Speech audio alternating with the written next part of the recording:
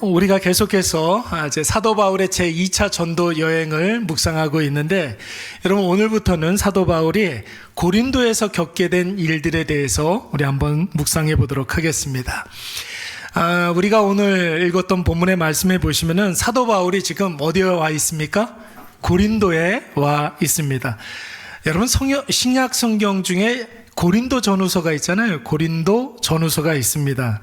여러분 교회를 좀 다녀보신 분들은 고린도라는 말이 조금 익숙할지 모르겠는데, 교회하고 별로 이렇게 상관이 없고 신앙생활 시작한 지 얼마 안 된 분들은 고린도라는 말이 조금 생소합니다. 여러분, 고린도는 사람 이름일까요? 아니면은 지명일까요? 어떻게 하셨어요?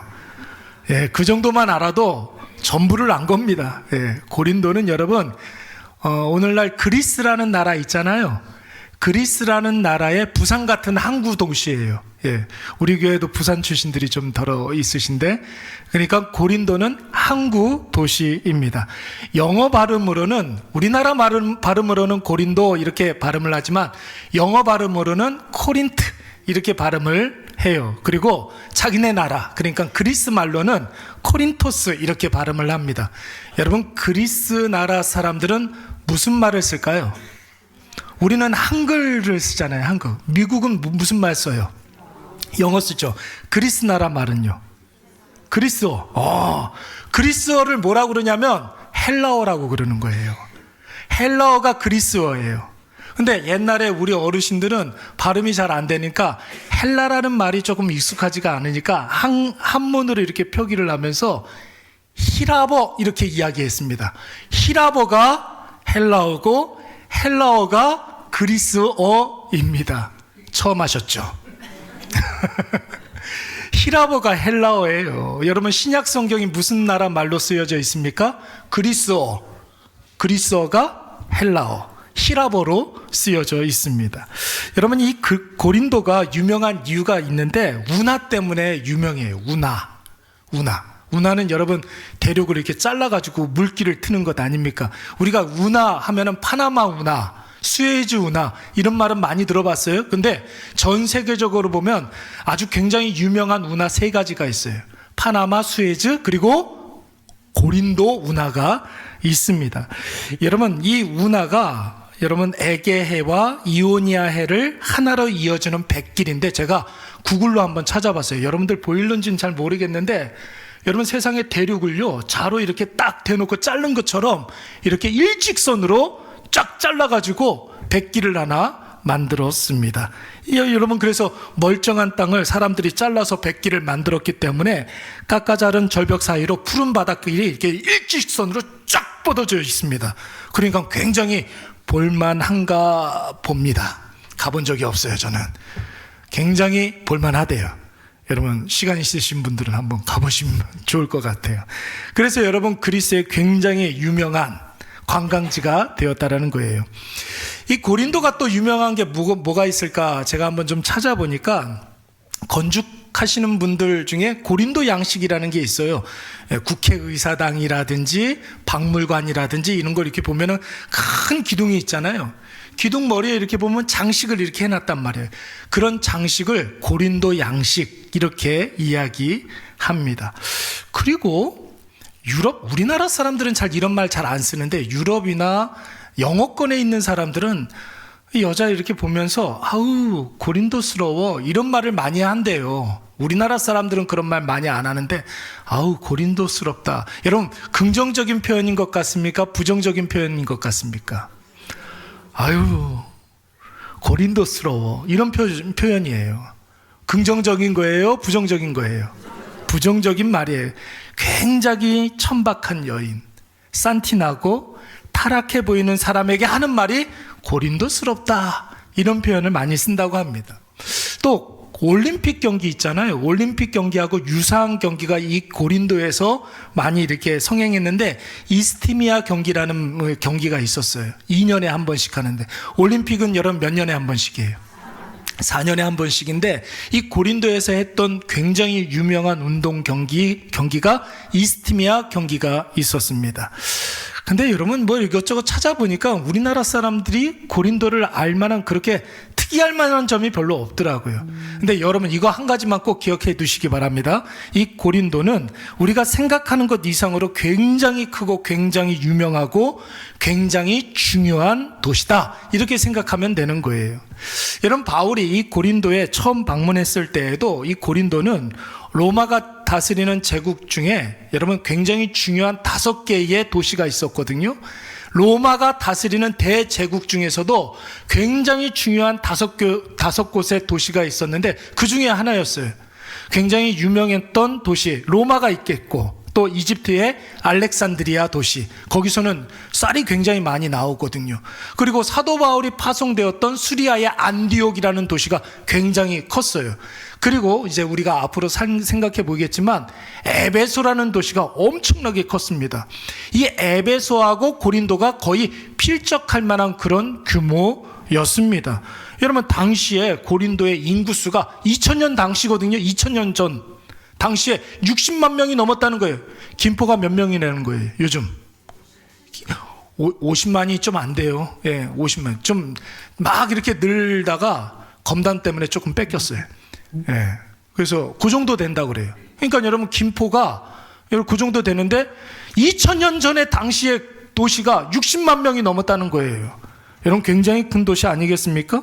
그리고 여러분 지형적으로만 이렇게 놓고 보면은 딱 봐도 중요해 보이는 도시에 에게해와 이오니아 해를 잇는 무역의 요충지죠. 이때 당시에는 운하가 없었기 때문에 앞뒤로 항구가 2개가 있었어요. 하나는 고린도 항구가 있었고 하나는 갱그레아 항구가 있었습니다. 그래서 배 타고 물류를 싣고서 고린도 항구에 내려놓으면 이걸 가지고 육지로 이렇게 이동시켜서 갱그레아 항에서 또 배 타고 이렇게 이동하면 유럽으로 바로 갈 수가 있었던 굉장히 지형적으로 무역의 요충지였고, 뿐만 아니라 이 고린도에 뭐가 있었느냐면 아프로디테 신전이 있었어요. 아프로디테 들어본 적 있습니까? 여신의 이름이에요. 아프로디테. 여러분들 잘 아는 영어로는 여러분 뭐예요?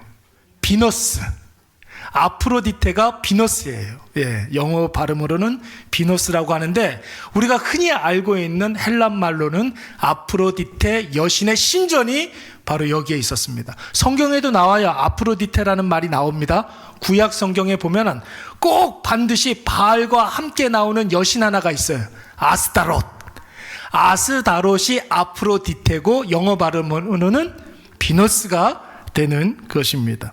또 이 고린도는 청동이 굉장히 많이 생산되는 그런 곳이어서 장신구라든지 또 사치품이 넘쳐났고, 아까 전에도 말씀드렸던 것처럼 2년 만에 한 번씩 이스티미아 경기가 열렸기 때문에 경기에 참여하는 사람, 구경하는 사람들이 넘쳐났습니다. 군사적으로도 굉장히 여러분 요충지였어요. 그래서 로마가 육군과 해군을 항상 대규모로 여기에 주둔시켜 놨던 도시가 바로 고린도였습니다. 여러분 한번 생각을 해보세요. 여러분들 상식적으로 생각을 해보세요. 군사들이 많아요. 군인들이 많아요. 그리고 무역하는 사람들이 많아요. 돈이 많아요. 그리고 운동 경기하는 건장한 신체의 남녀가 굉장히 많아요. 그리고 여러분 아프로디테 신전이 있었다는데 그 신전에서 종사하는 여사제가 수천 명이에요. 최소 2,000명, 많게는 3,000명. 이런 사람들이 되게 많아요. 자, 그러면 여러분 이 고린도라는 도시가 건전한 도시 같습니까? 아니면 타락한 도시 같습니까? 타락한 도시였습니다. 왜 그러냐면 아프로디테 신전에 아크로 고린도라는 데가 있는데 거기에 신전 하나가 있는데 낮에는 이 수천 명의 여사제가 제사를 돕는 그런 사제들이에요. 근데 밤에면 다 상업시설로 내려와서 몸을 파는 여자가 되는 거예요. 그래서 여러분 이 고린도는 굉장히 타락한 도시였습니다. 그런데 여러분 이 엄청나게 큰 도시에 지금 사도 바울이 혈혈단신으로 혼자 와 있습니다. 여기서 여러분 드는 의문이 하나 있지 않습니까? 분명히 사도 바울의 동역자들이 분명히 있었다고 하는데 어떻게 사도 바울이 혼자 이 고린도에 가게 되었을까? 뭐 이런 생각이 들잖아요. 바울이 유럽에 처음 방문하게 되었을 때 사도 바울의 전도팀은 몇 명이었습니까? 4명이었어요. 바울과 실라와 디모데와 누가 이렇게 4명이었단 말이에요. 그런데 빌립보부터 고린도에 이르기까지 여러 도시를 거쳐오는 동안에 바울이 예수를 증거하면서 여러분 복음을 증거했는데 그때마다 유대인들이 이 사도 바울을 잡아 죽이려고 그랬어요.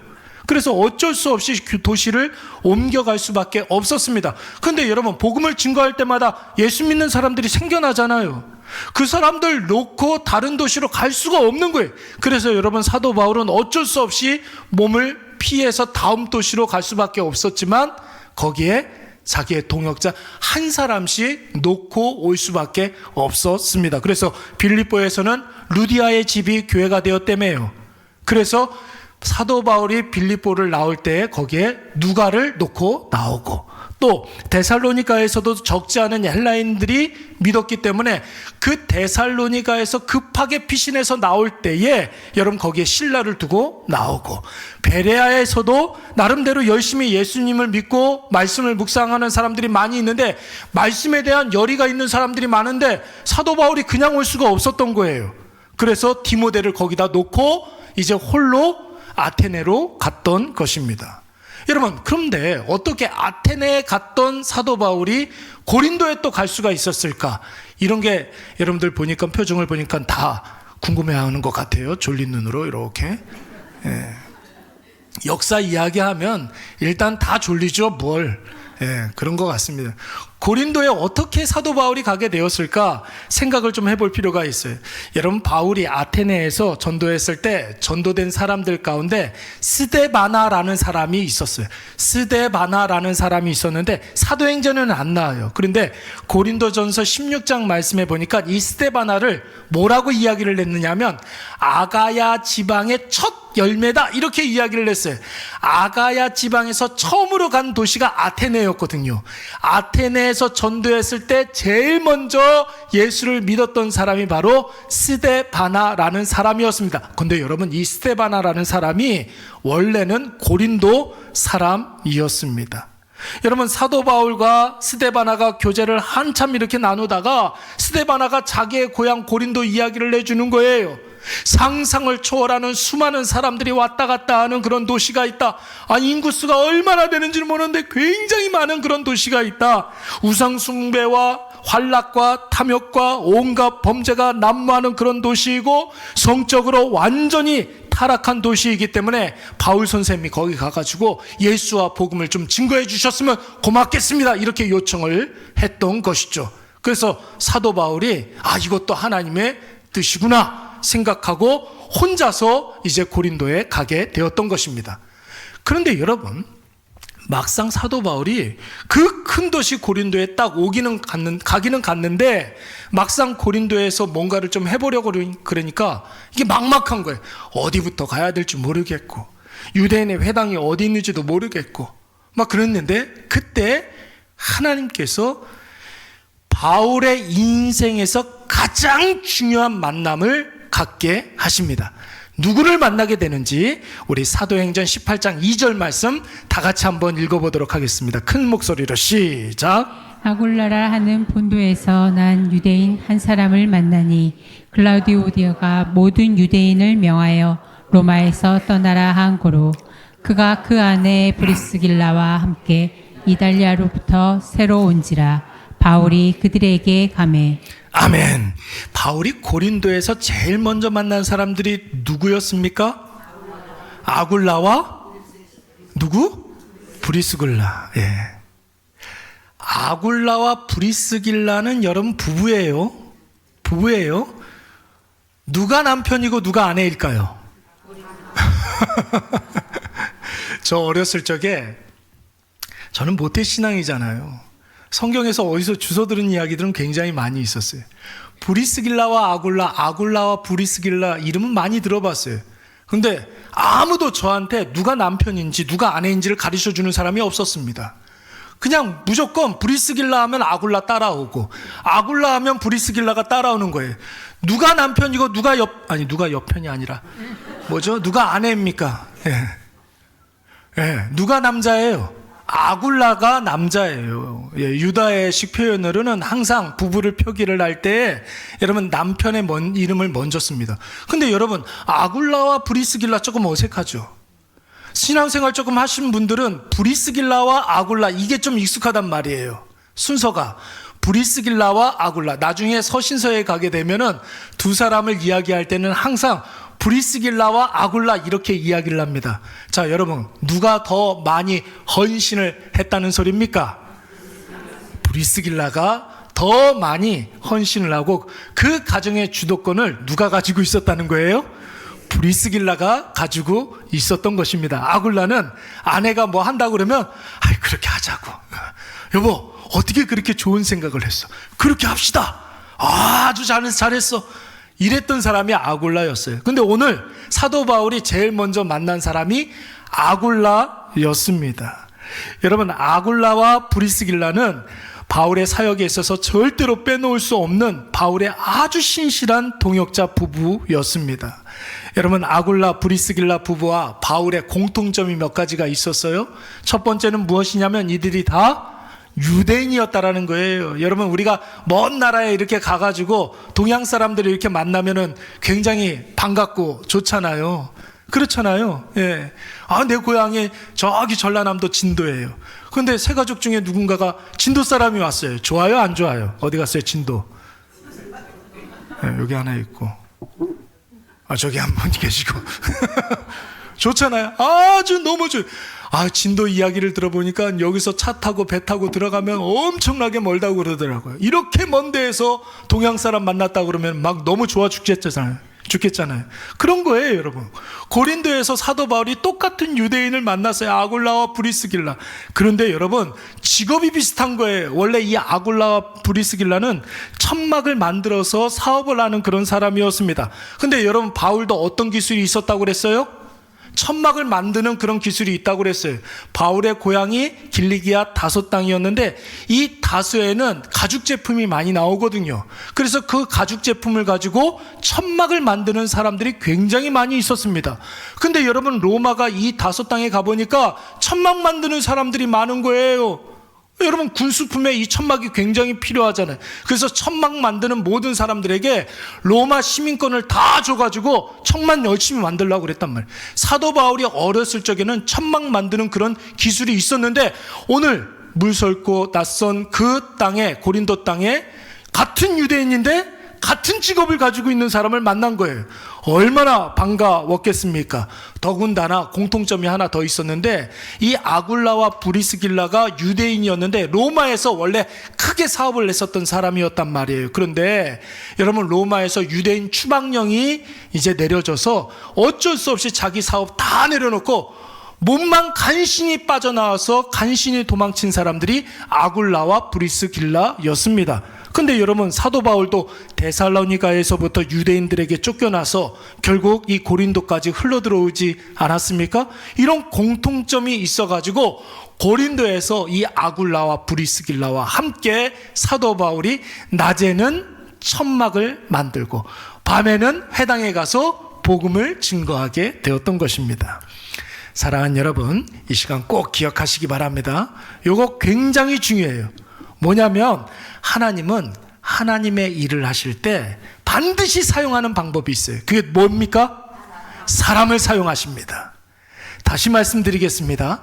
하나님께서는 하나님의 일을 하실 때 반드시 하나님의 사람을 사용하신다는 사실을 여러분 믿으시기 바랍니다. 물론 다른 방법도 많이 사용하시지만 뭐 기적도 사용하시고 자연 뭐 여러 가지 환경도 사용하시고 돈도 사용하시고 뭐 과학 문명도 사용하시고 그렇습니다. 그런데 여러분, 본질적으로는 사람을 통해서 하나님의 계획을 이루어 가십니다. 하나님이 쓰고자 하시면 못 쓸 사람이 있습니까? 없습니까?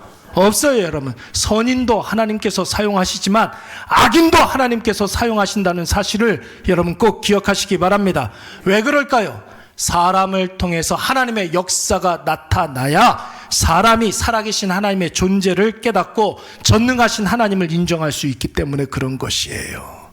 그래서 하나님께서는 길을 쓰고 사람을 사용하시려고 하시는 것입니다. 지금까지 우리가 살펴봤던 바울의 행적을 한번 생각을 해보세요. 가는 데마다 하나님께서 준비해 놓으신 사람을 만나지 않았습니까? 여러분, 그 사람들을 통해서 교회가 세워졌잖아요. 그 사람들을 통해서 바울의 부족함이 채움받게 되었습니다. 그 사람들을 통해서 바울이 위기 가운데 있을 때 하나님께서 그 사람들을 통해 바울을 구원해 주시기도 하셨습니다. 여러분, 멀리 갈 필요도 없어요. 제2차 전도 여행 전도팀 전원이 하나님이 예비하신 복음의 동역자들이었어요. 예루살렘에서 신라와 함께 동행하고, 또 루스드라에서 디모데를 만났고, 드로아에서 의사 누가를 만났습니다. 하나님께서 다 준비해 놓으신 사람들인데 하나님께서 신묘막측한 그런 방식으로 그들을 만나게 해 주심으로 말미암아 함께 동역을 하게 되었습니다. 그리고 각 도시에서 거둔 복음의 열매들도 다 하나님이 예비하신 주님의 귀한 자녀들인 줄로 믿습니다. 빌립보에서 누구 만났어요? 루디아라는 사람을 만났잖아요. 그 집이 교회가 되었잖아요. 빌립보 교회가 되었습니다. 데살로니가에서는 누구를 만났습니까? 야손이라는 사람을 만났어요. 그 사람 네 집이 교회가 되었습니다. 베레아에서는 무명의 그리스도인들을 만났는데 그들로 인하여서 죽을 뻔했는데 밤에 이 베레아의 성도들이 밤에 살짝 이렇게 빼돌려 가지고 아테네까지 동행해 주었어요. 이 베레아 사람들이 있었기 때문에 사도 바울이 목숨을 건질 수가 있었던 것이, 지금까지 바울이 만났던 동역자들이 바울이 전부터 알고 지냈던 사람들이었습니까? 그런 사람 한 사람도 없었습니다. 그 어떤 누구라도 바울보다 먼저 가서 알고 지냈던 사람 중에 바울보다 먼저 가가지고 바울이 오는 길을 예비했던 사람 단 한 사람도 없었어요. 다 바울이 생판 처음 만나는 사람들이었고, 다 바울이 복음을 증거하는 과정 중에 하나님께서 만나게 해 주신 사람들이었습니다. 오늘 사도 바울이 만난 브리스길라와 아굴라도 마찬가지예요. 여러분, 이 사람들이 얼마나 사도 바울 사역에 있어서 중요하고 소중한 사람들이었는지, 여러분, 사도 바울이 뭐라고 이야기를 했느냐면 로마서 16장 3절 4절 말씀에 보니까 뭐라고, 우리 다 같이 한번 읽어볼까요? 너희는 시작. 너희는 그리스도 예수 안에서 나의 동역자들인 브리스가와 아굴라에게 문안하라. 그들은 내 목숨을 위하여 자기들의 목까지도 내어 놓았으니 난뿐 아니라 이방인의 모든 교회도 그들에게 감사하느니라. 아멘. 여러분, 사도 바울의 목숨을 위해서 목까지 내놨다는 겁니까? 자기의 생명까지 내놓은 사람들이 바로 브리스길라와 아굴라였다라는 것입니다. 여러분, 이 브리스길라 아굴라는 가장 중요한 사도 바울의 전도의 전략지였던 고린도라든지 에베소라든지 로마까지 이르러 여러분 사도 바울과 동행했었던 그런 사람들인데, 가는 데마다 이 브리스길라와 아굴라가 제일 먼저 했었던 일이 뭐냐면 천막을 아주 이쁘게 만들어서 그걸 내다 팔아요. 그리고 거기서 벌어들인 그 돈으로 거처를 하나 만듭니다. 여러분, 이 두 사람만 살 수 있는 그 집을 만드는 것이 아니라 굉장히 큰 집을 만들어요. 그리고 나서 이 집을 어떻게 했습니까? 사도 바울이 전도해가지고 복음을 증거해가지고 전도해서 온 사람들과 함께 교회가 되는 거예요. 그래서 여러분, 브리스길라와 아굴라는 교회를 만들고, 그리고 사도 바울은 그 교회를 다니는 성도들을 전도해 갖고 오는 거, 환상의 콤비 아니겠습니까? 물신양면뿐만 아니라 여러분, 이 두 부부가 바울보다 나이가 굉장히 좀 많았어요. 많았으면 한 10살 정도 많았다는 거예요. 그랬기 때문에 여러분, 사도 바울이 사역을 하면서 정서적으로 감정적으로 여러 가지 힘들고 어려웠을 때 여러분, 나이 많은 사람들이 보듬어주고 위로해주고 회복시켜주시고 때로는 동생처럼 때로는 아들처럼 돌봐준 사람들이 바로 이 브리스길라와 아굴라 부부였습니다.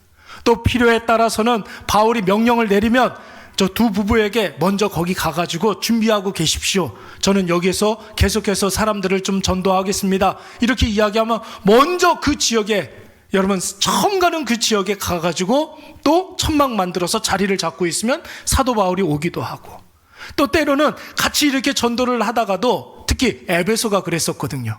에베소에서 제2차 전도 여행 끝나고 에베소에 잠깐 들렸는데, 여러분 그 에베소가 얼마나 복음에 대해서 갈급한 그런 도시였는지 사도 바울이 3차 전도 여행 갈 생각이 별로 없었어요. 근데 2차 전도 여행 끝나는 그 시점에 에베소에서 브리스길라와 아굴라와 함께 복음을 증거하고 그랬는데 예수를 너무 잘 믿는 거예요. 그렇다. 그러면 3차 전도 여행은 에베소다 생각을 하고 브리스길라와 아굴라 부부에게 여기 잠깐 이렇게 있어 주시면 제가 예루살렘에 가서 2차 전도 여행 보고하고 다시 돌아오겠습니다. 약속을 하고 혼자서 떠나요.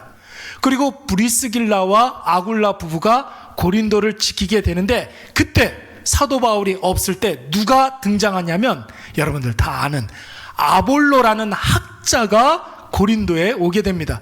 그 아볼로를 전도한 사람이 누구였겠습니까? 브리스길라와 아굴라 부부였어요.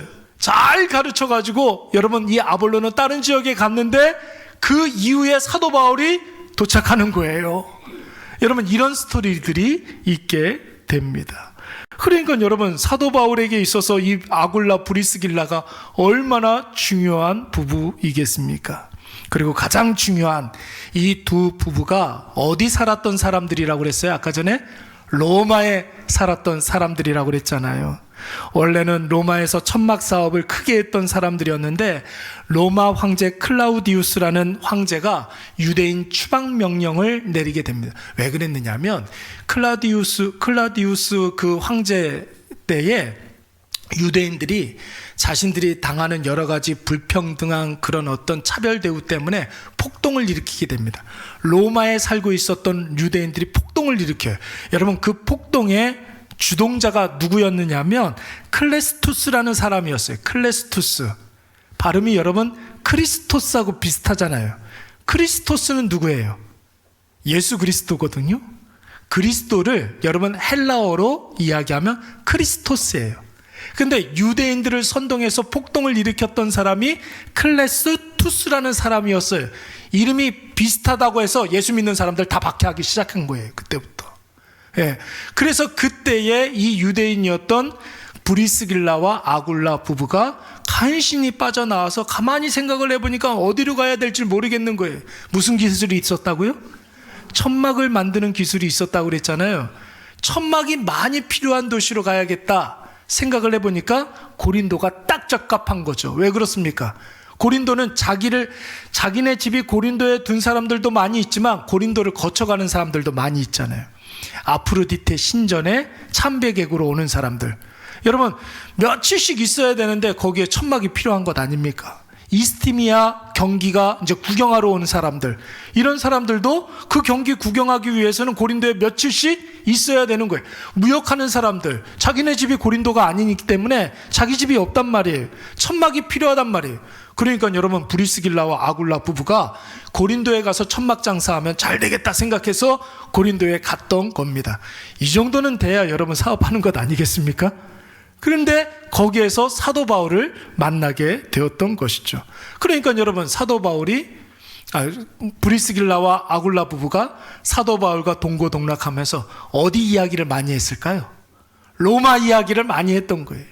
바로 사도 바울이 원래는 로마에 갈 생각이 전혀 없었는데 브리스길라와 아굴라에게 로마 이야기를 많이 듣고 내가 최종 목적지로 로마로 삼아야겠다라고 생각해서 사도 바울이 그때부터 로마에 가기로 작정하게 된 것입니다. 그러니까 사도 바울이 아주 신실한 동역자들이 굉장히 많이 있었지만 이 아굴라와 브리스길라 부부처럼 영역 간에 이렇게 헌신적이고 이렇게 모범적인 동역자들이 별로 없었습니다. 아주 모범적이고 굉장히 전형적인 교회 직분자들의 모습이라고 할 수가 있는 거죠. 우리 사랑하는 일회교회에도 브리스길라와 아굴라와 같은 그런 직분자들이 많이 나오시기를 간절히 축원합니다. 누가 그렇게 돼야 되겠습니까? 누가? 예? 저분이? 권사님 그렇게 다른 사람이 아니라 누가? 내가 그렇게 돼야 되는 거죠. 오늘날 많은 현대인들이 사람 만나는 것을 매우 부담스럽게 생각하고 두려워해요. 이유는 간단합니다. 이해는 돼요. 사람에 대한 상처가 과거에 있었기 때문에. 여러분 사람에 대한 상처 없는 사람 누가 있습니까? 그렇죠? 한 번씩 이야기하라 그러면 밤을 새서라도 여러분 밤을 새는 것도 모자랄 판이에요. 다 상처가 있고, 상처가 없다 할지라도 사람에 대한 실망들을 여러분 다 있잖아요. 그러니까 새로운 사람들 만나는 거 굉장히 부담스럽게 생각합니다. 또 믿었던 사람에게 치명적인 배신을 당해봤기 때문에, 그것도 아니면 낯선 사람이랑 가까워지는 것이 어색하고 좀 부담이 되기 때문에 새로운 사람들 같이 이렇게 관계를 갖고 대화를 나누는 거 굉장히 어려워해요. 그러나 여러분 꼭 기억하십시오. 그럼에도 불구하고 하나님이 준비하신 복락과 은혜와 승리는 하나님이 준비하시고 예비하신 사람과의 관계를 통해서 나타날 때가 굉장히 많다라는 거죠. 관계에서부터 체험이 생기는 거예요. 관계가 형성이 되면 거기에서 변화가 일어나게 됩니다. 관계가 생겨나면서부터 내가 생각하지 못했던 놀라운 역사가 거기에서부터 시작되는 경우가 굉장히 많이 있습니다. 물론 여러분 내 입장에서 보면은 우연한 만남 같고 어쩌다 만난 사람 같아 보이지만 여러분 절대 그렇지 않아요. 하나님께서 그 사람을 만나게 하시기 위해서 까마득한 옛날부터 신묘막측한 일들을 통해서 아주 절묘한 방법으로 그 사람을 만나게 해 주신 줄로 믿습니다. 시간이 많이 갔지만 이 이야기는 좀 한번 해야겠어요. 지난주에 있었던 이야기예요. 우리 교회가 4층에서 3층으로 이렇게 내려올 때 목양실에 있었던 의자가 이렇게 있었어요. 등치가 엄청 큰 의자가 있었습니다. 목양실이 좀 이렇게 반으로 이렇게 줄어들면서 이 의자를 놓을 수가 없는 거예요. 탁자나 의자를 놓을 수가 없었습니다. 그래서 잠깐 저 소그룹실에다가 이렇게 놨는데 의자 4개가 들어갔는데 꽉 차 있는 거예요. 그래서 여러분 내려올 때 한 2년 전에 당근에다가 이걸 내놨습니다. 예, 12시죠? 10만 원에 내놨어요. 탁자하고 의자 4개하고. 굉장히 좋아요. 소식이 없어요. 그렇게 시간이 지나서 2년이 지났습니다. 근데 엊그저께 밤에 12시에 문자가 왔어요. 의자 가지러 가겠다고. 2년 만에. 이게 뭐지? 난 또 보이스피싱인 줄 알았어요. 그래서 오시라고 해서 만났어요. 왔는데 이분이 딱 들어왔는데 제가 이렇게 잘 챙겨놨어요. 왔는데 어머 교회가 너무 이뻐요. 목사님 되세요? 나도 교회 다니는데 그러는 거예요. 교회를 다니세요? 속으로 10만 원에서 8만 원으로 내려간다. 8만 원만 받아야지 내가 그렇게 생각을 했어요. 야 댁이 어디세요? 그랬더니 검단이라는 거예요. 검단에서 여기까지 오셨어요? 잘 오셨습니다. 교회 어느 교회 다니세요? 검단에 아는 교회 없어요. 검단에 아는 교회 없는데 검단에 있는데 교회 다닌다는 거예요. 어느 교회 다니시나요? 그랬더니 행복한 교회를 다닌다는 거예요. 서보경? 제 친구예요. 그 교회를 다닌다는 거예요. 그러면서 자기가 교회를 다녔던 그 이야기를 해주는 거예요. 원래는 그런 별로 이렇게 교회 다니고 싶은 마음도 없고 그랬는데 그 교회를 가가지고 은혜를 받고 새롭게 열심히 일을 해야 되겠다라고 생각을 해가지고 어디부터 해야 되나 생각을 해보니까 자기가 할 수 있는 일이 이삿짐 센터에 가가지고 힘쓰는 일밖에 할 수가 없다는 거예요. 그 일을 열심히 해가지고 요번에 이삿짐 센터를 하나 냈다는 거예요. 예수 믿고 정신 차리고 일을 열심히 해서 이삿짐 센터를 놨는데 조그마한 사무실을 하나 뒀는데 거기에 필요한 의자와 탁자가 필요하더라는 거예요. 그래서 찾아보니까 이게 있더라는 거예요. 그래서 왔는데 우리 목사님 친구 목사님네 교회 와가지고 이걸 가지러 갔는데 돈을 어떻게 받아? 줬어요. 기쁜 마음으로 남편하고 그걸 갖고 가는데 너무 싱글벙글벙글 싱글하면서 갔어요. 여러분 잘했습니까? 잘못했습니까? 그래도 목사님 3만 원이라도 받지. 그러시는 분 있어요? 그 사람을 만나기 위해서 여러분 하나님께서 그 옛날부터 준비해 주신 줄로 믿습니다. 여러분 얼마나 신묘막측한 절묘한 타이밍에 그 사람을 만나게 해주셔가지고 하나님께서 여러분 이 만남의 기쁨, 놀라운 역사 이것을 체험하게 해주셨잖아요. 여러분 우리가 교회에서 만난 같은 신앙을 가진 같은 예배를 드리면서 같은 비전을 가지게 된 사람이라면 여러분 어떻게 이것을 우리가 우연이라고 어쩌다가 만난 사람이라고 이야기할 수가 있겠습니까? 오늘 일회교회에서 만난 믿음의 형제들을 통해서 어떤 일이 어떻게 벌어질지 모르는 거예요. 여러분 그렇잖아요, 여러분. 이전에 알지 못한 분들을 만나서 이전에 없었던 관계를 갖게 되었다면 이전에 없었던 놀라운 역사가 그를 통해 일어나게 될 줄로 믿습니다. 그러므로 교회를 다니기 시작하셨다면 여러분 교회 안에서 만나게 된 성도들과 교제 나누기를 두려워하지 마세요. 괜히 인상 쓰고 말 한마디 걸지 못하게 철벽 치지 마시고, 누군가가 여러분들에게 인사를 하면 나도 눈을 들어서 그의 눈과 마주치고, 그리고 미소 한번 지어주고, 누군가가 나에게 손을 내밀면 나도 그의 손을 잡아주면서 용기를 내고 그가 내면 그 손을 잡아주시기 바랍니다. 바로 거기에서부터 내 인생의 최고의 동역자를 만나게 되는 거예요. 아직 우리의 인생의 최전성기는 오지 않았어요, 여러분. 그 최전성기는 바로 이레교에서 만난 믿음의 동역자들을 통해서 나타나게 될 줄로 믿습니다. 여러분, 다윗을 한번 보세요. 다윗이 어떻게 요나단과 친구가 될 수 있겠습니까? 요나단은 화려한 왕궁에서 태어난 왕족이었어요. 다윗은 들판에서 양이나 치는 목동이었습니다. 요나단에게 있어서 다윗은 아버지의 원수예요. 다윗에게 있어서 요나단은 자기를 죽이려는 사람의 아들입니다. 요나단은 가만히만 있으면 왕이 될 사람이고, 여러분 다윗은 가만히만 있으면 자기 아버지가 사울이 죽일 사람의 죄인입니다. 그런데 어떻게 이 두 사람이 친구가 될 수 있냔 말이에요. 하나님이 다윗을 위해서 요나단을 준비하신 거예요. 여러분, 하나님이 요나단을 위해서 다윗을 준비하신 것입니다. 신묘막측한 방식으로 절묘한 타이밍에 요나단과 다윗을 만나게 해주셔서 둘도 없는 친구, 둘도 없는 동역자, 최고의 인생 파트너가 되게 해주시지 않습니까? 여러분, 예수님의 제자는 베드로예요. 사도 바울의 제자는 디모데예요. 베드로의 제자는 누구일까요? 마가. 누구일까요? 마가예요. 베드로의 제자는 마가예요. 여러분, 베드로와 마가가 아무리 생각을 해봐도 스승과 제자가 될 수 있는 그 어떤 접촉점도 없습니다. 근데 여러분, 하나님께서 그 두 사람의 딱 한 가지 공통점을 통해서 각자의 승리를 위한 동역자로 삼아주시지 않습니까? 그게 뭡니까? 베드로도 믿음에 실패한 경험이 있고 마가도 실패한 경험이 있습니다. 베드로는 예수님 잡히시던 날 밤에 예수님 모른다고 부인하고 저주하고 그리고 맹세까지 한 사람이었습니다. 그런 베드로에게 예수님께서 찾아와 주셔서 그를 말씀으로 회복시켜 주시고, 또한 다시 한번 말씀으로 위로해 주시고 복음으로 회복해 주시고 예수님과 함께 다시 시작하게 해 주셨잖아요. 다시 시작할 수 있는 복을 베드로는 받아 누렸던 사람입니다. 근데 여러분, 어느 날 예루살렘을 이렇게 다니다가 마가를 만나게 되는 거예요. 분명히 마가가 바울과 바나바와 함께 전도여행 떠난다고 그랬는데 예루살렘에 이렇게 돌아다니고 있는 거예요. 어떻게 된 일이냐고 물어보니까 잘 이야기를 하지 않습니다. 몇 번을 설득을 해서 물어봤더니 아픈 바울을 버리고 늙은 바나바를 배신하고 전도의 현장에서 도망쳐 나와서 지금 엄마 집에서 숨어 있다라는 거예요.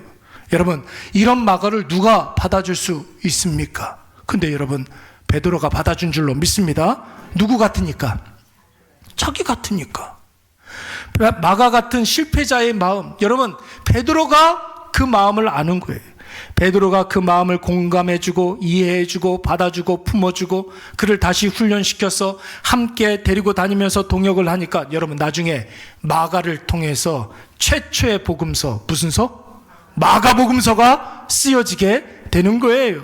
후에 여러분, 바울과도 둘도 없는 동역자가 되어지고, 마가는 여러분 나중에 아프리카로 이렇게 내려가서, 여러분 혹시 기독교의 한 분파 중에 콥트교라는 말 들어본 적 있습니까? 콥트교?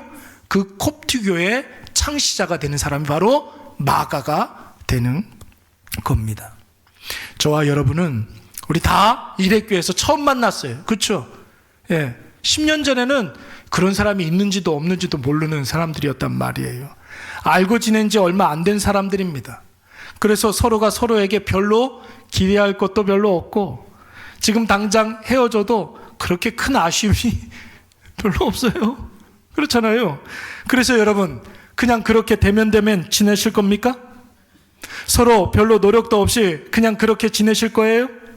모르긴 몰라도 지금 여러분이 하고 있는 그 고민에 대한 해답이 지금 여러분 옆에서 함께 예배드리는 그분을 통해서 하나님께서 해결해 주실 수도 있는 일이죠.